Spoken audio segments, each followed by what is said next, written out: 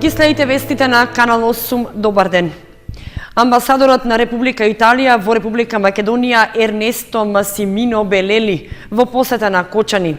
Сограначалникот Ратко Димитровски организираа јавна трибина на тема "Твој избор, твој глас", во која се дискутираше за правата на граѓаните на претстојните парламентарни избори во Македонија. На граѓаните им беа доделени и флаери на повеќе јазици на кои јасно се дадени правилата за изборите и правата на гласачите. Јавна трибина на тема "Твој избор, твое право" одржаа градоначалникот на Кочани Ратко Димитровски и амбасадорот на Република Италија во Република Македонија Ернесто Масимино Белели со граѓаните на Кочани. Амбасадорот Белели ја пренесе пораката од Европската Унија дека имаат добра размена во врска со идеите за претстојните избори во Македонија и дека изборите ќе се одвиваат во фер и демократска атмосфера. Тука се да помогнат земјата да излезе од политичката криза во која што се наоѓа, рече Белели. What we are bringing here is the message to the population. Да пренесеме пораката до народот и до општината да работат заедно со нас и со општината меѓусебна соработка има, да се знаат кои се правата на гласачите и да гласаат слободно. Направивме порака за да се предаде на сите гласачи за кај што ги има точно кои се правата на гласачите. Го направивме во повеќе јазици, на македонски, турски и ромски. I brought in Macedonian, in Roma, in Turk. Јас му дадов уверувањето дека Кочани како место не е такво место кое што може да има некои неправилности и дека секоја помош која што е дојдена од страна ќе биде добронамерна и ќе биде прифатена. Трибината беше интерактивна и граѓаните поставуваа прашања во врска со темата на која амбасадорот одговараше.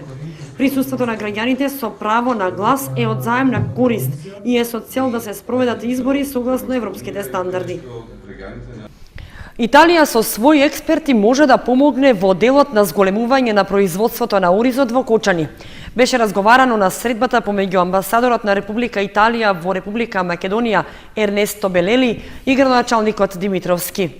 Меѓу другото, стана збори за помош од Италија во делот на туризмот и искористувањето на геотермалната вода. Италија може да помогне во делот на зголемување на производството на ориз во Кочани. Беше разговарано на средбата меѓу амбасадорот на Република Италија во Република Македонија Ернесто Масимино Белели и градоначалникот Димитровски при престојот на амбасадорот во Кочани. On the rice, as I mentioned, we have an expert. Конкретно би можеле издвоиме со тоа што стоиме на располагање да донесеме наши експерти да помогнат во развојот на производството на ориз. Како СМЕ за Сант Андрија можеме да помогнеме да се зголеми неговото производство. Help to increase the production. Освен за оризот, на средбата се разговараше и за ресурсите со кои што располага општината Кочани, а тоа се геотермалните води и туристичкиот капацитет Пониква.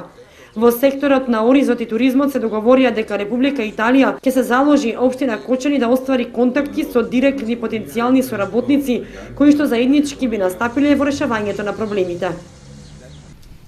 Водостопанската подружница Брегалница нема да го одложува спроведувањето на годишниот план за наводнување и навреме ќе ја пушти водата во каналите.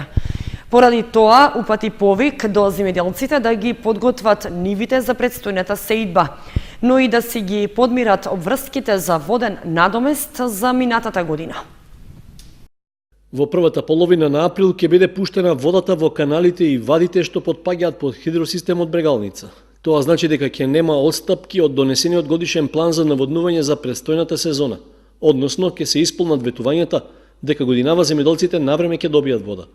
Во водостопанската подружница во Кочани велат дека подготовките за спроведување на планот се реализираат според планираната динамика и тие се подготвени да одговорат на потребите и барањата за наводнување во целиот регион што го покриваат. Според планираното се одвива целата работа, полни се акумулациите, спремни сме, при крај сме веќе со очистењето на каналите и на вадите.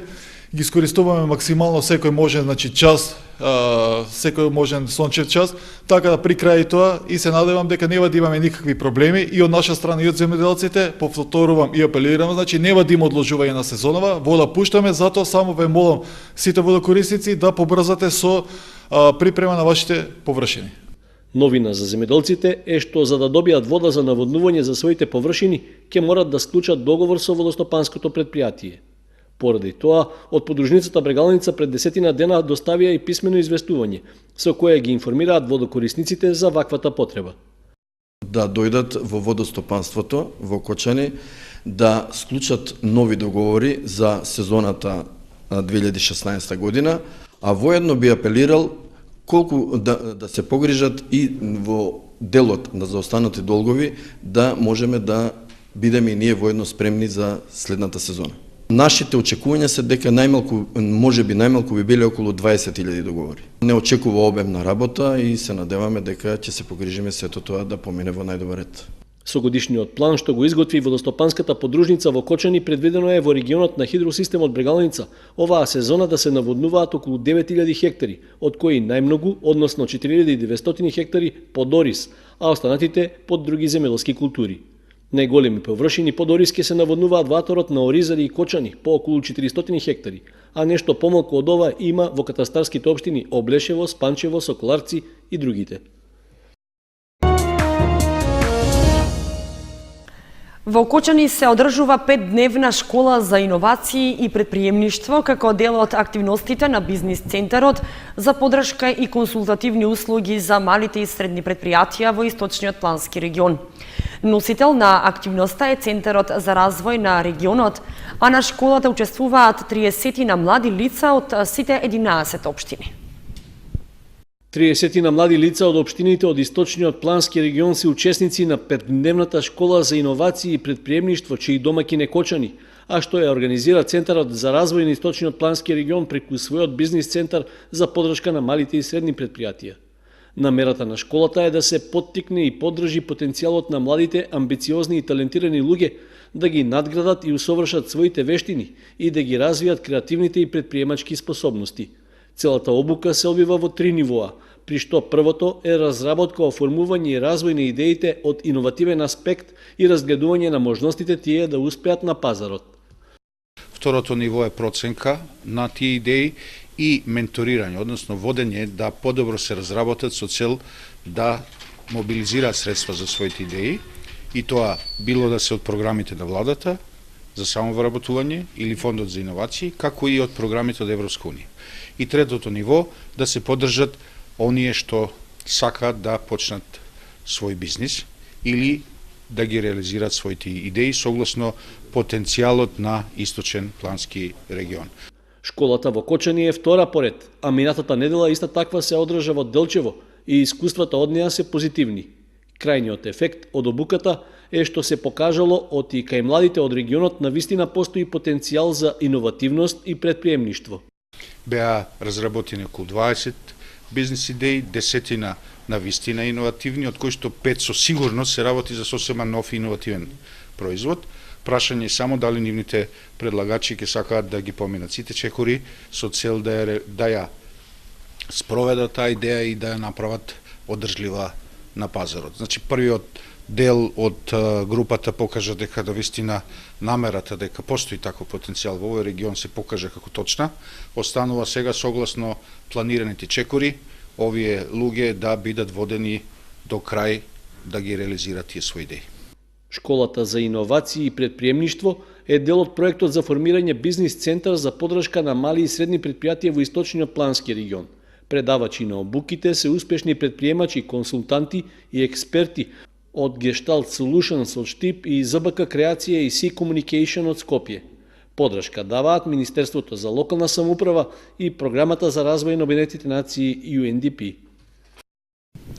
Центарот за развој на Источниот плански регион доби согласност за финансирање на проектите со кои конкурираше кај Државното биро за рамномерен регионален развој.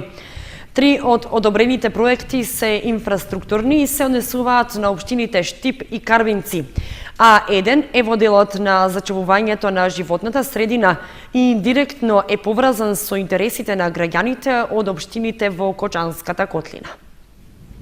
Источниот плански регион ќе добие поддршка од Бирото за рамномерен регионален развој за предложените проекти што беа договорени како приоритетни за решавање во текот на оваа година. Советот за развој на регионот предложи 4 проекти во рамки на буџетот од Министерството за локална самоуправа, што изнесува околу 400.000 евра. Првите 2 проекти се однесуваат на соседните општини Штип и Карбинци, а со нив е предвидена изградба на паркот на фестивалот на забавна песна Макфест, како и подобрување на сообраќајната поврзаност до местноста Вртешка на Плачковица, како интересен туристички локалитет. Само еден од предложените проекти е од интерес за граѓаните во Кочанската котлина, а според раководителката на Центарот за развој, тој се однесува на заштита на животната средина.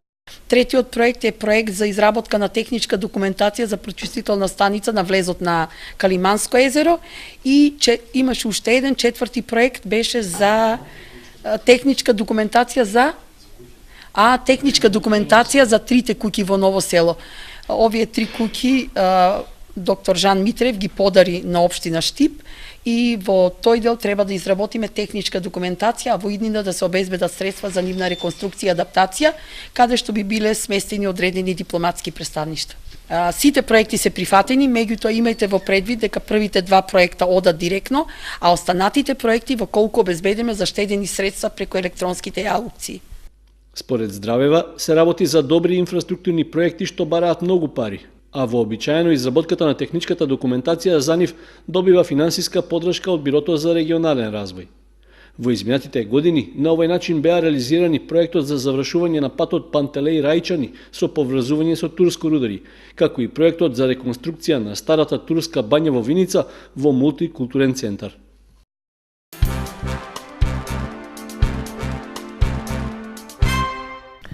Учениците од Основното училиште Свети Кирил и Методи и Кочани од оделенска настава го прославуваат и одбележуваат Светскиот ден на литературата за деца 2 април.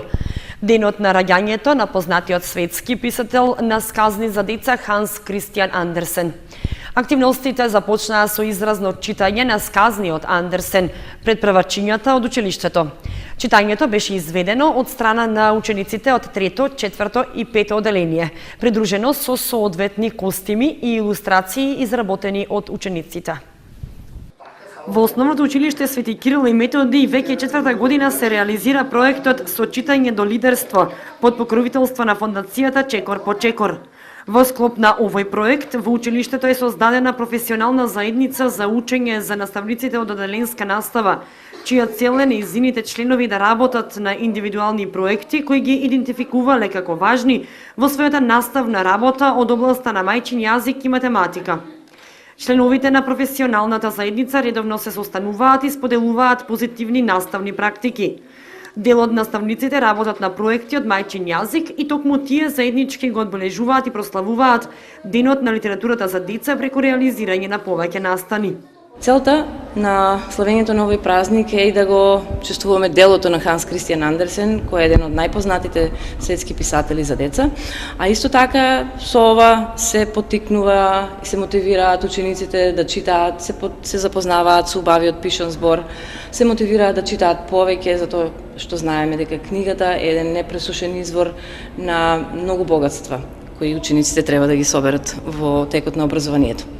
Активностите како дел од одбележувањето продолжуваат и во текот на утрешниот ден, кога учениците од 2 до 5 оделение ќе реализираат изразно читање и пред децата од детската градинка Павлина Велјанова Кочани. Со ова читање ќе бидат опфатени и идните правачиња, со цел развивање љубов кон книгата и читањето. Истиот ден во 12 часот дел од учениците ќе присуствуваат на промоција на творештвото на познатиот македонски писател Велко Неделковски во организација на библиотеката Искра. Одбележувањето на Денот на литературата за деца ќе продолжи со реализација на централниот настан во училиштето. Имено во училишниот хол ќе биде спроведено изразно читање на сказниот Ханс Кристијан Андерсен. Ќе биде презентирана неговата биографија и ќе биде поставена изложба со илустрација од неговите најпознати сказни изработени од учениците. И уште една информација од областа на образованието. Први, втори и трети места и пласман за учество на државни надпревари за учениците од Средното општинско училиште Гошо Викентиев на регионални надпревари по математика, македонски јазик и информатика. Училиштето беше домакин и на регионалниот надпревар на електротехничките и сообраќајните училишта. Успеси на учениците од Средното општинско училиште Гошо Викентиев на регионалниот надпревар по математика што минатата недела се одржа во Делчево. Учествуваа 7 ученици од Кочанското училиште. Под водство или менторство на Љубица Димитрова настапи учениците Јорданчо Евтимов, Иван Данилов, Никола Андов, Никола Николов и Климент Стаменков. Двајца од нив зема трето место, тројца се со пофалница. Под менторство на професорот Васко Илиев настапи учениците Јане Стоилков и Филип Војновски, кои добија пофалница. Учениците седоа учествој на регионалниот надпревар по информатика што се одржа во Крива Паланка и на регионалниот по македонски јазик што се одржа во Виница, на кој што учениците се пласираа на државниот надпревар. Минатата сабота пак училиштето беше домакин на регионалниот надпревар на кој учествуваа електромашинските и сообраќајните училишта. Бевме домакини на училиштето од Штип, училиштето од Куманово, училиштето од Крива Паланка и нашето училиште. Постигнати на овој натпревар постигнати се следниве резултати. Значи во машко-енергетски техничар Георги Ангелковски го освои првото место.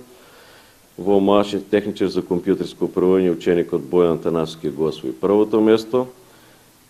Во профилот електротехничар за компјутерска техника и автоматика ученикот Филип Војновски го освои првото место и во профилот електротехничар енергетичар ученикот Никола Георгиев го освои второто место.